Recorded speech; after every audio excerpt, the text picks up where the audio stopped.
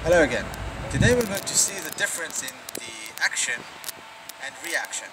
If someone holds me and I'm trying to wrestle the hand out, I'm showing tension here that tells him exactly what he needs to know.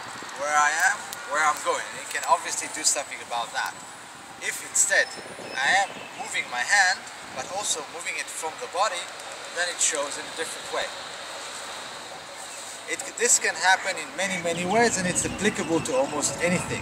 If, again, someone holds on to me, instead of trying to move myself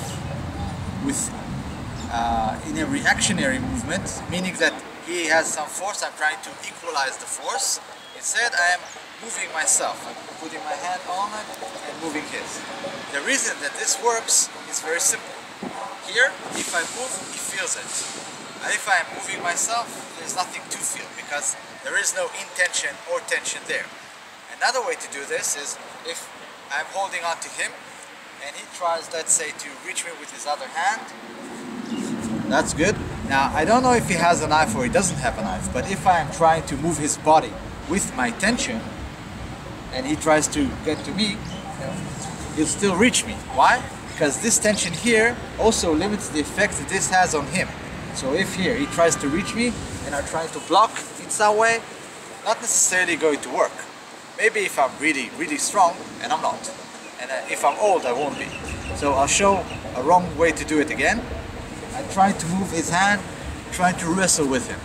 Now instead of trying to wrestle with him now, I'm going to do the same thing that I did before. Instead of trying to move his hand, I'll move myself. And when I move myself and I'm connected with him, it will create a movement in his body. Again, he tries to reach me.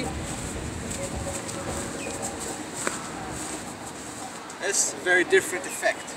It doesn't have to be big. So here, if he tries to reach me and I'm tense, I'm just giving him a ladder to climb on, a ladder of tension. But if I'm not tense and he tries to reach me, see, there's a very big difference in the amount of force that I can affect from it. Another way to do this is that if someone's holding on to you, if I'm trying to move him and I'm using tension here, the most that I can do is move him here. Now if this is just tense enough, using just enough tension to move my arm, it has to go with the body. So from here, it moves his entire body. There's a big difference there. On the passive note of this, if someone grabs my hand, pushes on my elbow, if I'm responsive, it's a very big thing about getting injured that way. I'll do it slowly. Slowly, I'm reacting. By reaction, you're always going to be in that spot where someone else is doing the work. I'm the button, I'm being pressed. Again here, this moves me. You have to be active in order to survive and live a good life. So if I'm being active, I have to choose to move myself. If I'm being moved, I will just end up injured or dead. So if the same tension comes, I move myself. If it, let's say, comes from a choke here, if I'm being passive, the outcome not necessarily what I want. But if again someone chokes me from behind,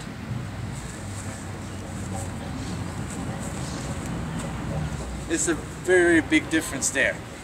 Now, last example is a solo example that you can do. You take your own hand and you move it with a finger. If it's tense, it will create a movement on yourself. If you are relaxed, then it will just slide on you. The same thing goes on another. If his arm is relaxed and I'm moving it,